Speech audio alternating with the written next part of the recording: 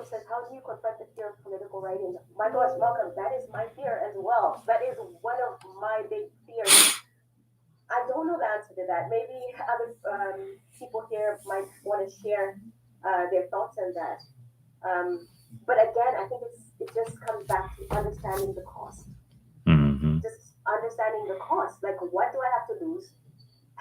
And then thinking to yourself, is that the cost that I can afford to pay?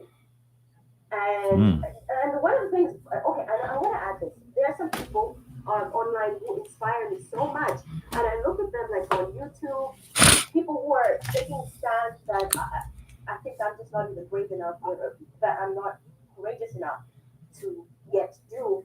And I'm inspired by them because they know the cost and they are still doing the thing. Hmm. So I guess it's an exercise in growing stronger in these areas. I'm a work in progress. Perhaps some of you guys here are a work in progress in those areas. So yeah, figuring it out. I'm figuring it out. You guys are figuring it out. Some of you may have already figured it out. But I think networking, getting to know each other, and like you're doing, asking these questions because the other people here who have the answers, getting to know each other on Medium elsewhere can help us figure these things out, like confronting the fear of political writing. But we always, I know for a fact, know the cost. Ask yourself if you can pay the Hmm. cost. I think that's my last question. I know some of you might be interested in going into other talks. So with that, I think we have covered all the questions. Thank you guys for making the time. Thank you, Medium, for giving me the opportunity. And thank you, everybody who was willing to not just be here, but also to share your thoughts and comments and all that. And I'll be looking forward to reading what you guys have to write. Thank you, everybody. Enjoy the rest of Medium Day. Bye. Thank you. Thank you so much. Bye, guys.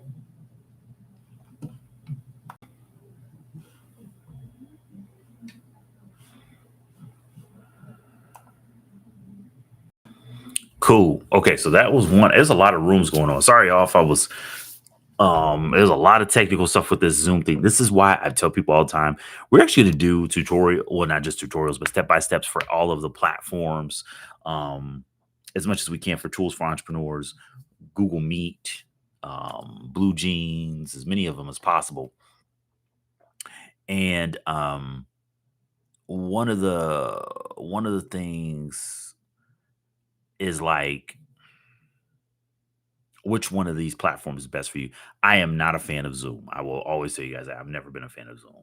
Um, and just because I had to reinstall Zoom, it's just annoying as hell. And if anyone has ever used Zoom, the web-based Zoom is not very good either. I don't care for it. I'm not a Zoom fan. Sorry, I'm not. I'll tell you. I know that I'm one of the very few you probably will ever hear this from. I actually prefer Teams to Zoom. And I know that's rare. A lot of people don't, but I would prefer Teams to Zoom. I definitely prefer Google Meet to Zoom. Google Meet is actually what I used to do to conduct a lot of the interviews for the podcast. Anywho, so let's jump into another room because there's a lot of cool rooms going on. I was going to actually work on I'm going to do that tonight though. I'm going to go live, do that tonight, working on putting the podcast on Medium because there was some really cool events, but I was trying to get all this going on at the same time and I missed it. Um, this one was really awesome for those who didn't. It's 7 essential writing tools for busy creators. If you missed that, I am so sorry if you guys missed that because that was a really awesome one. There's a lot going on that's in progress right now. Um, let's see. Reasoning about AI. It's a good one. It's about to end though.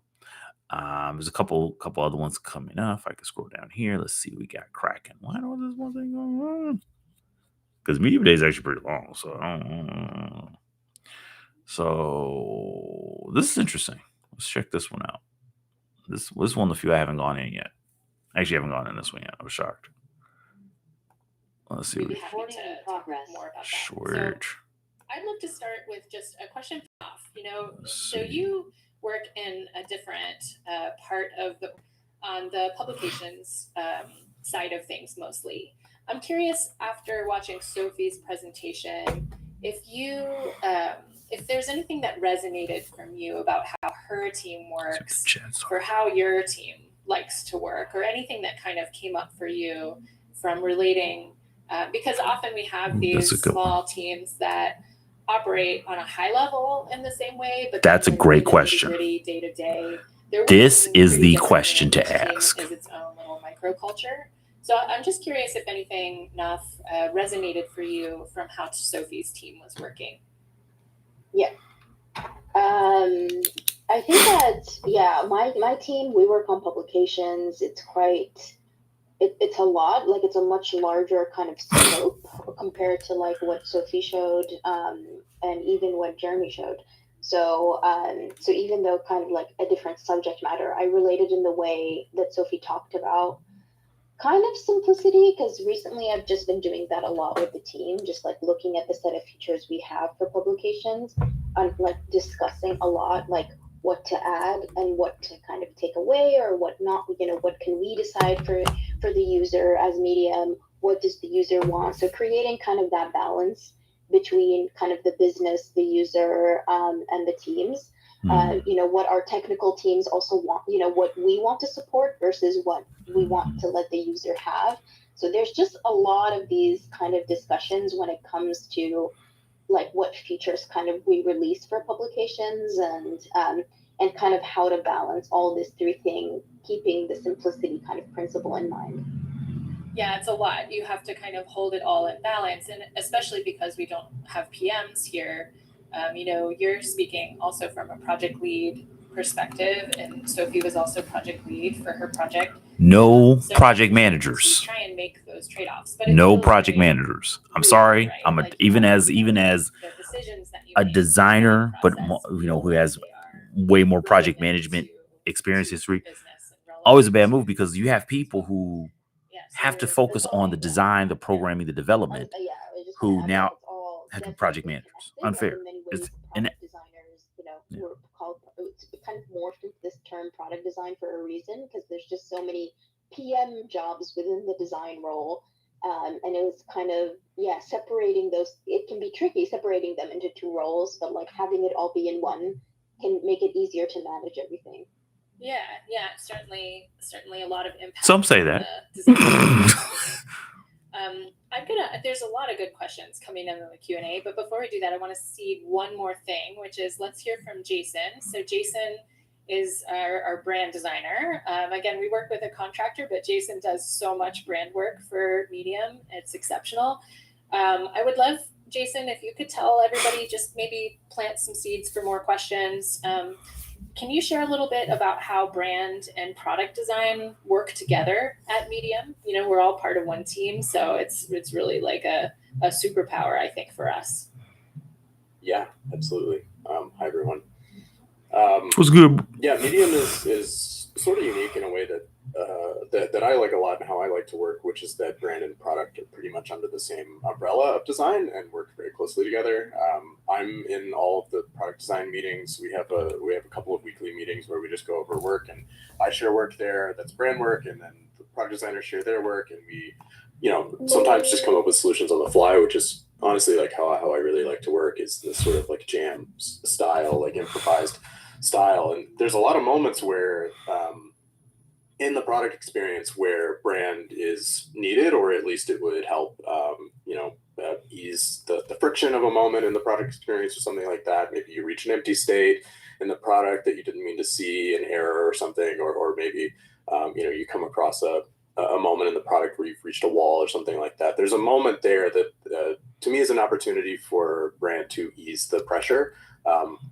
Back to like Cassie's opening when we were talking about our design principles, like really simplicity is power and honoring the story are really important. And I try to keep that in mind and not overplay the brand hand. I think like the marketing side of things, our blog, emails, like any stuff that we do on social and stuff, that's the, Medium day. Obviously you're seeing a lot of color right now. That's the time for brand to be loud and to be expressive and have a lot of fun.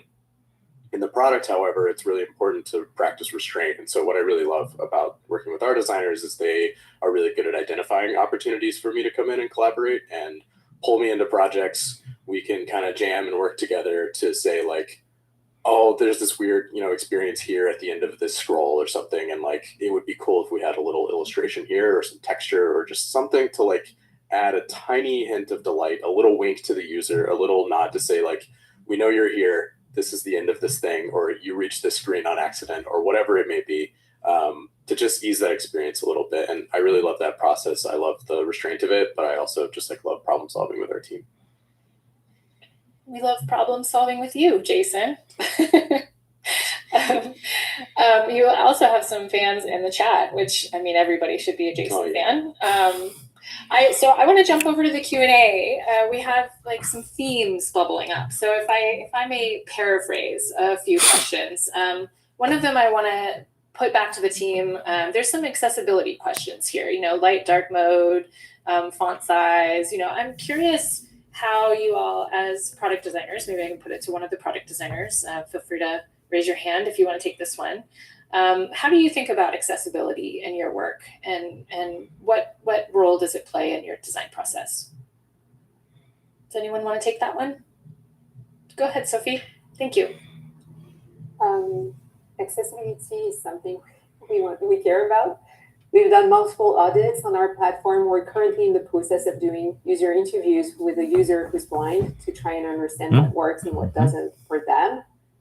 And yeah, during QA, I also try to double check that what I'm designing is working with a screen reader. So yeah, I don't know if that answers your question.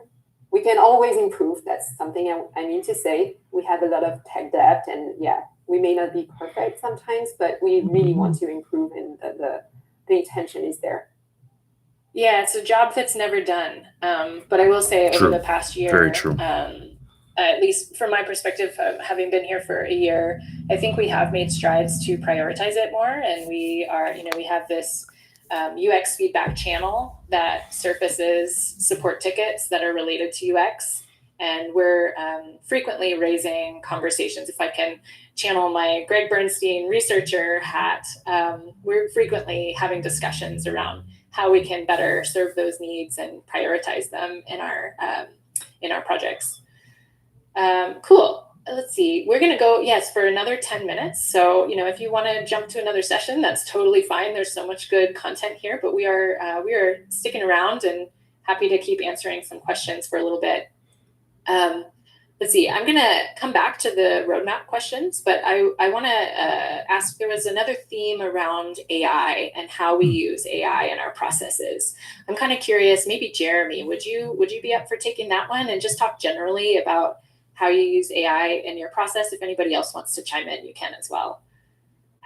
Sure. I think as with everything AI right now, it's kind of changing every day to day.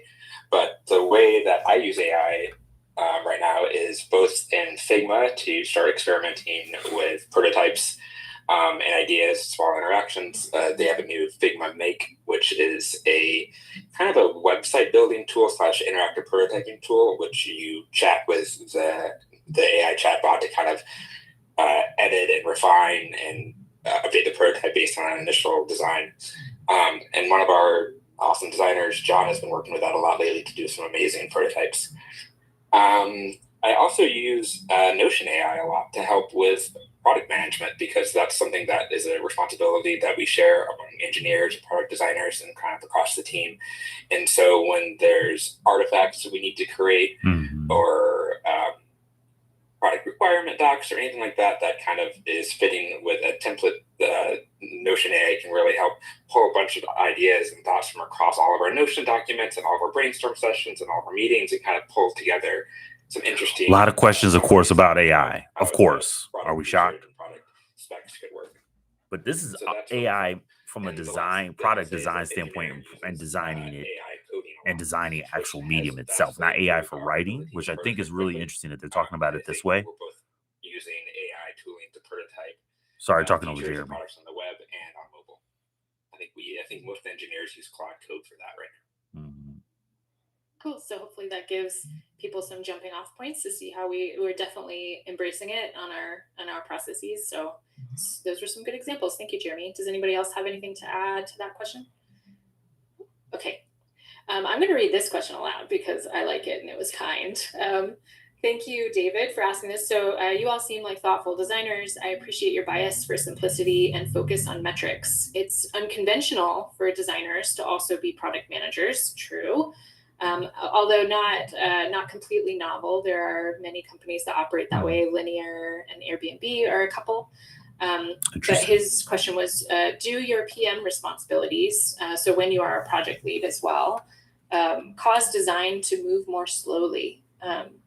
Let's see, maybe Sophia and Naf, I can get your perspectives on this. I can try and answer that. I feel like having some PM responsibilities allowed me to be more connected to the people I was working with, and from like more connected to other teams as well, and allowed me to get to a relevant design faster because of that. So it's a trade-off. I think, like, yes, it takes a bit of your bandwidth, but at the same time, it forces you to be at the center of a web of relationships, and this allows you to be a better designer, in my opinion.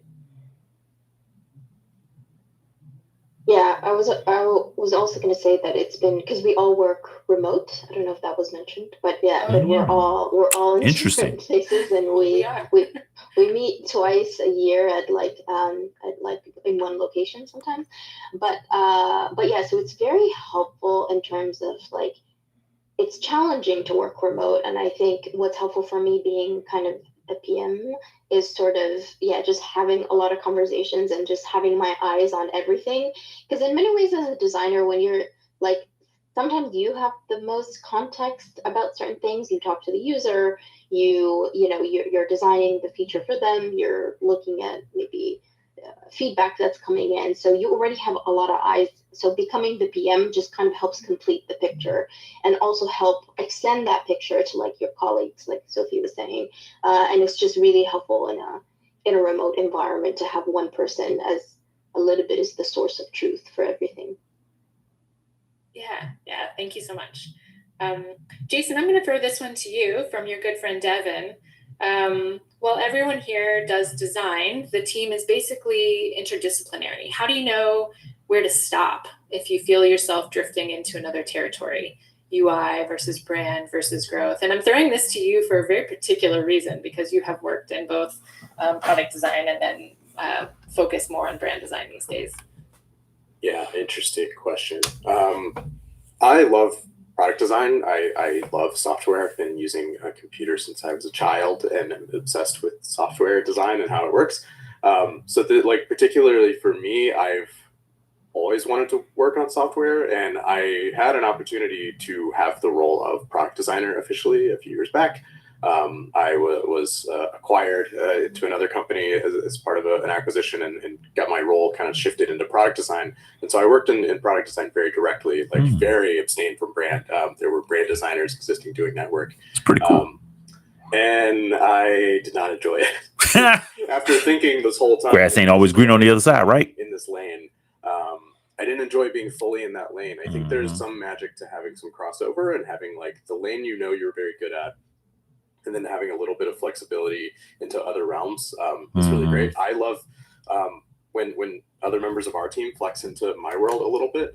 There's everyone here has done it in a sense. Jeremy earlier mentioned John, one of our other designers, who often will experiment and mess with things on the brand side and pull some branded experiences into his product designs that I wouldn't have thought of and expected. And then I get to work with him on polishing those up and taking his designs and riffing on them. That's really magical. So I think like there are boundaries, but they're not as firm as they, I don't know, as you might think. And they shouldn't be as firm as you might think from like this is my job. This is what I have to do all day. I didn't really answer the AI question, but I've been recently playing around with just coding some light HTML, CSS prototypes of some ideas that I've had for the brand side, and it's just fun to spin stuff like that up. It's but yeah, I think it's like stay in your lane but tiptoe out every now and then, and that makes for a great experience. And sometimes stomp out. I mean, like we're a small team. Sure. So like a lot of time we often say we want to operate more like a startup, and I think we've been successful at that. Like we're a small team, so it's necessary a lot of times for people to wear different hats and to lean in on brand when Jason is out sick, or lean in on product design when we have to be all hands on deck. So there's a lot of that, I think I would say.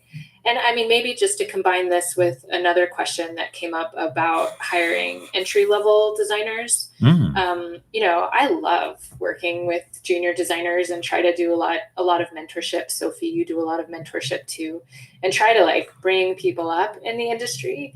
Our team does skew very senior, and I think part of that is like taking responsibility for things, being a high ownership team, really trying to take collective responsibility for what we ship. And I think entry designers have a big role to play there as well. And part of it is just developing that sense of how things work and what kinds of things you can contribute to make something better, as opposed to distract or slow it down or whatever. So I think there's a lot of opportunity for young designers still, or newer designers. We actually only have 1 more minute left, so I'm going to do really rapid fire, desert island type, would you rather series of questions for our design team that's here. So I'm going to ask the question, and then quickly we'll go in the same order we introduced ourselves. So Jeremy, Sophie, Naf, Jason, if you guys can just answer real quick, and hopefully that will give you guys a little bit more of a sense of our culture. So if everybody can unmute and get ready to answer the questions, we'll do this in the last 30 seconds. Would you rather listen to a podcast about design or watch a video about design? I know we're reading. Well, design for me would be definitely watch a video, but let's see. That's how we love. For me, it would be watch video. Okay. Really? 1 for podcast. 2 for podcast. Podcast. Yes. Okay. Video. Yeah, I would do it. Exactly. I was like, I would want to see the video. I want to see how you design it. Oh, I said podcast. Oh, you She said said already. Oh, wow. 3 for podcast and 1 video. Sorry, we went in a weird order. That's okay. I'm also a video, so I guess it's 3 for 2. Okay. Would you rather design a font or design a book? Oh, Again, man. we're a digital company, but these are. I'll say books. Fonts are hard. That's one. Fonts are hard. Yeah. Books, font. I don't know anything about fonts. Jason? Font. I really like to design a font. I've designed several books, and it's fine. But Okay. I would love to try to design a font. Yeah, Jason does love typography. I also would be book. Would you rather start a project or finish it? Ooh. Finish. Finish. Finish. Start. Start. Yeah. Start. Okay, gosh. Okay, Terrible this finishing tells me project. something about Yeah, I'm horrible at finishing projects, Okay. but I would love to finish a project. Camera or sketchbook? Oh, Sketchbook. Same. That was tough. sketchbook. Camera. Okay, all right, cool. Let's end there. I really have appreciated Sketchbook. everybody. I got a and, sketchbook, know too. people wanna I don't know get where to my the next sketchbook is, but I session, got so it. Thank you so much. Somebody had asked if this would be recorded. I'm pretty sure that it will be. So you'll have to check it out if you missed any part of it. Thank you so much for being here. We appreciate it, and follow our design blog if you want to stay in touch at medium.design. And we would love to have you there. So thanks so much, everyone. Awesome. This was really cool. This is a cool one. Thanks all. Bye. This was a cool one. Recording. All right. So these are some really cool sessions. I was looking to see, and this is, like I said, it's a lot of stuff going on. Let's jump in this one too, because this looks fun. Oh, come on. Let me in. See, some of them will let you in while they're in progress. Some of them they won't, which I don't really care for. I gotta admit, I don't like that. I was wondering, okay, here's the rest of the list, because I was like, where's the rest of them? The keynote writing is for everyone is at 12 p.m. But we'll be done by then.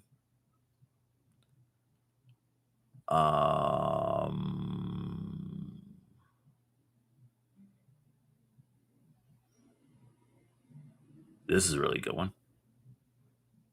Gonna check that one out. There's a lot going on in the chat. Let me share this because I didn't even notice this was not shared anymore. I am so sorry. I'm a horrible live person sometimes because I get more into it, which is cool because you get into it with me. But yeah, I was like, because it was taking forever for these to load. Here we go. Let's see all of the ones coming up. Because this, if I'm not mistaken, this goes to like 5 p.m. If I'm not wrong. Yeah, it goes for a long time. No, there's more. There's supposed to be more because the keynote is from 12 to 1. For those who don't know. But look at this. Write a story. This is coming up. Write a story in 100 minutes with Zuli. Zuli is, of course, one of the big names who, one of the writers who got big on Medium and then actually started working for Medium. Zuli to me is like one of those, like on every platform has those kind of like those, as not necessarily even the power users. They're a little bit more than they're not just power users. They're the people who became kind of the influencer, if you will, of the platform. Tim Denny is another big one on Medium. It's probably like a good, I mean, every platform has about a couple of hundred. And then, of course, you have everybody dropping their blogs, dropping their names, dropping their books, dropping their work, dropping their stuff. We were going to do, because there's a lot of good sessions in here, and I would hate for you guys to miss out on the sessions. So if you guys are jumping into your sessions, if you're going to jump into one of these sessions, more power to you. Actually, I was dedicating this time to actually working as well. I was going to dedicate this time to getting the podcast on Medium, and then specifically getting the podcast transcripts onto it. So, but there's a lot of good ones. There's a lot of good sessions. Look at this, right on time, realistic time management for writers. This is probably the ultimate one I think everybody should go into, because this can be taken to any creative, endeavor. What am I going to write? What am I going to draw? What am I going to sketch? What am I going to design? What am I going to code? What am I going to, and also study, right? Because it's one thing to have dedicated time to do the work, but sometimes you want to take a step back and just kind of practice. You could practice in real time, as I like to call it. Like when you really are doing the work, you're practicing in real time. But it's really cool to go into one of these time management focused trainings or processes to help you. Okay, sometimes I want to dedicate some time just to practice, It's nothing that's going to be published. It's nothing that's going to be seen in the world. It's just something I want to flex, get the muscles going, like going to the gym, just work out. I'm not actually going to go, play, football. I'm not going to play. I'm not going to, go in the soccer match or play volleyball. I just want to train. I just want to work out. I want to, kind of get the muscles going. So making time for that is very important, and dedicating time for that. Now, this is a great one. Turning pain into power. Writing your truth with courage and purpose. That would be, I would say, the one everyone should go into. I am definitely going to go into. I'm going to check that one out. Let me save that one right there. Nope. See, time management. Block that out. That's my time. Because this, I'm going to be real with you guys. This is what all writers need to learn how to do. And this is not coming from a writer who, because I'm Mr. Writer, I'm Mr. Author. No, this is coming from a fact of it. We're emotional. We're emotional people, right? We're creatures. We're emotional creatures. We're not stuck in a rut in, this very rigid way of thinking. We feel. And more importantly, we respond to what we feel. We respond to making that connection with people. Writers who don't write with this is why, being fair with you guys who use AI, I'm not trying to be bogus to you, but this is why people can easily find out if you wrote with AI, because it has no emotion. And this is why true artists, I'm not saying true artists don't use AI. I'm not saying true artists, because it's just another tool. But I'm talking about the ones who do it for them. It's just like if you carbon copy someone else's work. We know those aren't your words. We know that's not how you felt. And giving you kind of a parallel artistic experience. This is why musicians, or specifically singers, like singers who their voice is their instrument.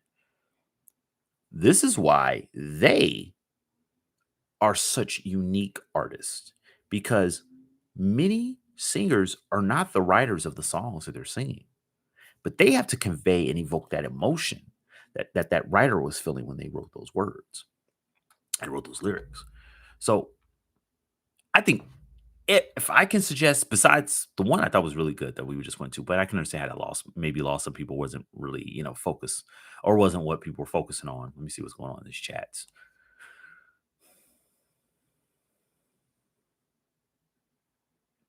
I love how people keep asking the same question. I'm trying to give my man his thumbs up here. Yep. Everyone should take that course. Where is it again? Not passive. Here we go. Turning pain into power. Writing your truth with courage and purpose. Everyone should take that. Wow. Write your book in 5 simple steps. Should I switch it up? If I'm not feeling this one, go to this one. I don't know, because that's a great one right there. The only problem with this, and this is the same thing I had kind of an issue with Medium Day before. A lot of these were at the exact same time. And, I do have one suggestion. I'm going to write this down so I don't forget it, because I know they're going to have, which was really cool. You see how a lot of these are, because they have different paths, right? Identity, self-improvement, technology.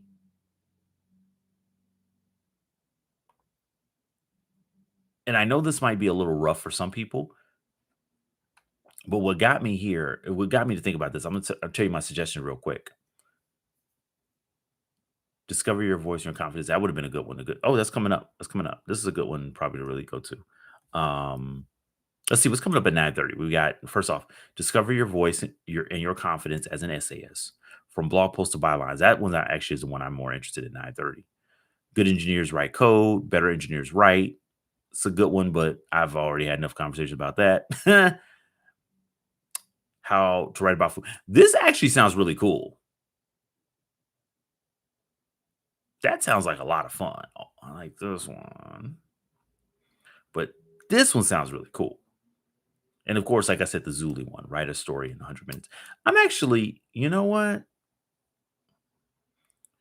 I'm going to go with the Anthony Bourdain one. I'm going to actually go with that one at 9:30. Okay, but this is my sessions about the same topic. Now, this is what I mean by topic.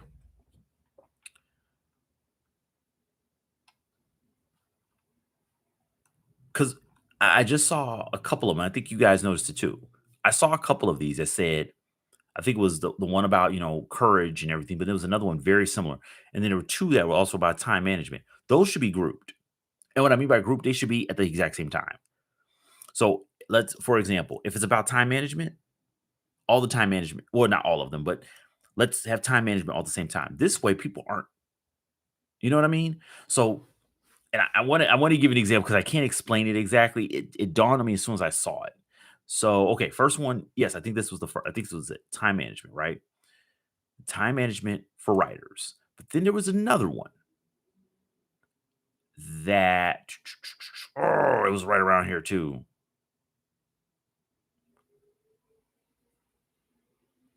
It was around there.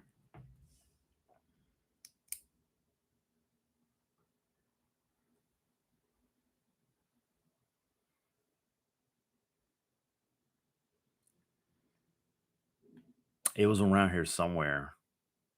I could have, maybe it wasn't time management, but when I saw time management, that's what stuck out to me.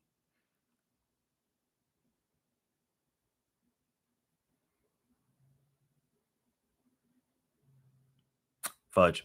All right. Point is, as I saw one and I was like, they should be grouped because there's one, I want to go to that is about writing, a great story in 100 minutes. At the same time, there's, another session I want to go to that's about writing with purpose and passion. But 30 minutes later, there's another session about writing in 100 minutes by a different person. Just give you an example here, people. Those should be grouped together. So if it's writing a story in 100 minutes, it's how to get a story done in under an hour, right? Those are very similar. Those should be at the same time. You get where I'm going with this one. So yeah, that was let's see, it's almost time for the next one. Let's see what the next one we said. So I said at 9:30 I was going to go into how to write about food as good as Anthony Bourdain. Now the thing is, I understand. Oh, and it's a publication too. Publication. So for you guys, it's actually going to be published. That I think that means that they're going to either transcript this and put it into their actual publication on Medium, or they're going to write, or they have an essay, or they have an article on Medium. But the reason why I'm going to say this will probably be a really good one for just about anybody at 9:30. I mean, for just about anybody, I would think there's 3 different ones for everybody at 9:30, from blog posts to bylines. Okay, how to write about food as good as Anthony Bourdain and write a story in 100 minutes. Reason why. That's what kills a lot of people brainstorming, and it helps to use AI with this one. But also, you're going to learn from a really seasoned, really good writer. How to write about food as good as Anthony Bourdain. Anthony Bourdain clearly made an empire based on the way he described and the way he shared his vision for food. I'm going to literally assume. I can't believe I just said that. You can take this to anything. It's about passion. It's about passion and how to describe it to where, people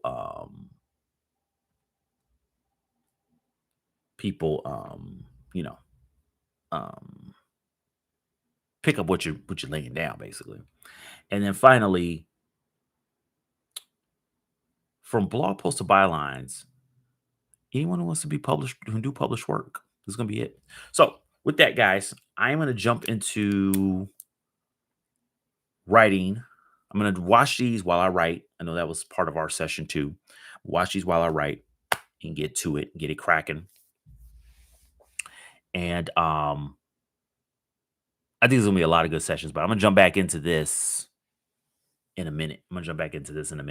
First, get cracking on my writing and then jump back into it in a minute. But thank you guys for stopping by. Thank you guys for watching. I hope you guys finish up with Medium Day.